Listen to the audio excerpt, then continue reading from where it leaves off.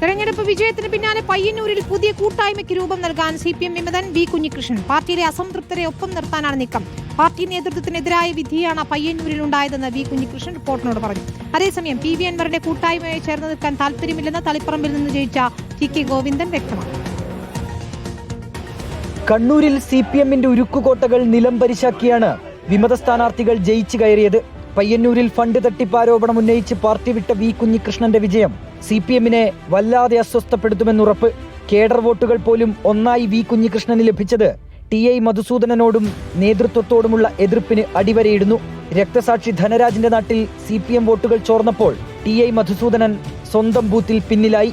ഇത്തരം സാഹചര്യങ്ങൾ കൂടി പരിഗണിച്ചാണ് പയ്യന്നൂർ കേന്ദ്രീകരിച്ച് പുതിയ കൂട്ടായ്മ രൂപീകരിക്കാനുള്ള വി കുഞ്ഞികൃഷ്ണന്റെ നീക്കം. എന്തായാലും ഒരു സംഘടനാ രൂപമില്ലാതെ മുന്നോട്ട് പോകാൻ സാധിക്കില്ല.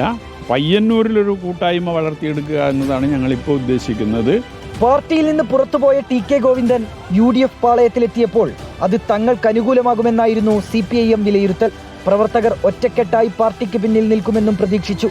എന്നാൽ ഫലം വന്നപ്പോൾ TK ഗോവിന്ദൻ അട്ടിമറിച്ചു. CPM കോട്ടയായ മലപ്പട്ടത്ത് പോലും വോട്ടുകൾ ചോർന്നു. കൂകിയവരല്ല എനിക്ക് വളരെ വോട്ട് ചെയ്തിട്ടുണ്ടാവും. LDF UDF തമ്മിലുള്ള വ്യത്യാസം കേവലം 600 വോട്ടിലല്ലേ? അപ്പൊ അതിന്റെ അർത്ഥം ഇവരെല്ലാം വോട്ട് ചെയ്യാണ്ടായിട്ടാണ്. അതേസമയം PV അൻവറിന്റെ കൂട്ടായ്മയുമായി നിലവിൽ സഹകരിക്കേണ്ടതില്ല എന്നാണ് TK ഗോവിന്ദന്റെ തീരുമാനം. പാർട്ടി വിട്ട് പുറത്തുപോയവരുടെ തെരഞ്ഞെടുപ്പ് വിജയവും പുതിയ കൂട്ടായ്മകൾക്കുള്ള നീക്കവും CPM എങ്ങനെ പ്രതിരോധിക്കുമെന്നാണ് കണ്ടറിയേണ്ടത്. റിപ്പോർട്ടർ, കണ്ണൂർ.